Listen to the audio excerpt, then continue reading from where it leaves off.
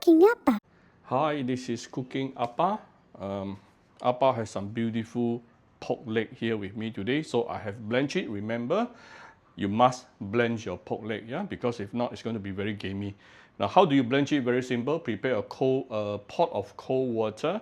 Put in a few pieces of ginger and Shaoxing wine. Put in the raw pork leg. Bring the temperature out. Let it boil for a couple of minutes. Done. Take it out. Wash away the scums. Done. By doing so, you'll be remove at least 90% of the gaminess from the pork leg itself. Then after that, we have a few pieces of ginger, shallot, garlic, 2 tablespoons of raw sugar, a bit of star anise. My star anise has been broken. Yeah, sorry, running out of star anise. Then this is cinnamon stick, bay leaf. I'm going to braise some hard-boiled egg together, yeah. So how do we make the braised broth? Super simple. I'll be using some of my Cooking Appa chicken stock powder. For those who have it, you can use it. Then we have the salt, premium light soya sauce, dark soya sauce, Shaoxing wine, and this is to enhance the flavor, the fried shallot oil, and then some fine salt. Of course, you will need some water. I'm going to show you how to make the braised sauce easily. Give it some vegetable oil.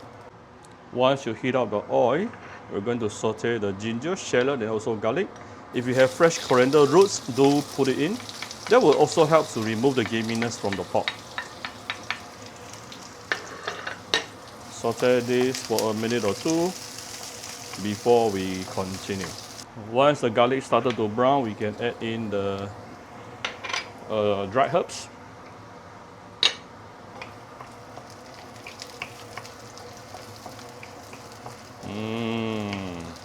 Super fragrant already.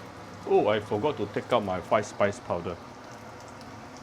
Let's put in some water first. Small bowl of Shaoxing wine. Let me give it some light soya sauce. Some dark soya sauce for the color. Finishing also. Some of my Cooking Appa chicken stock powder, where you can get it from Shopee Malaysia or Shopee Singapore or any Vietnamese restaurant throughout the whole Malaysia. The raw sugar, some fine salt for added flavor, fried shallot, together with some fried shallot oil. Alright, some 5 spice powder. So let's make sure everything is nicely dissolved. Then our braised broth is ready to be used.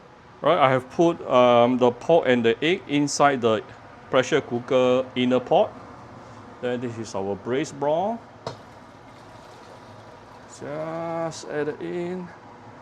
Let me add a little bit and water and light soya sauce. It should be enough to cover everything. So I'm putting in the inner pot inside. Cover the lid.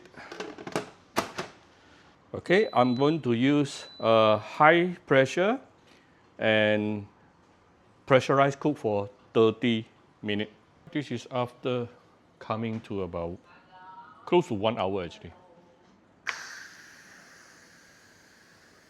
Just a little bit more pressure inside. I manually release the remaining pressure. The pressure valve is dropped. Now we can open up the lid. Wow. Super fragrant. Let me show you. Look at this. So the beauty of using a pressure cooker is that the water will not evaporate. Good and bad lah. So it also means that it doesn't really thicken out by itself lah.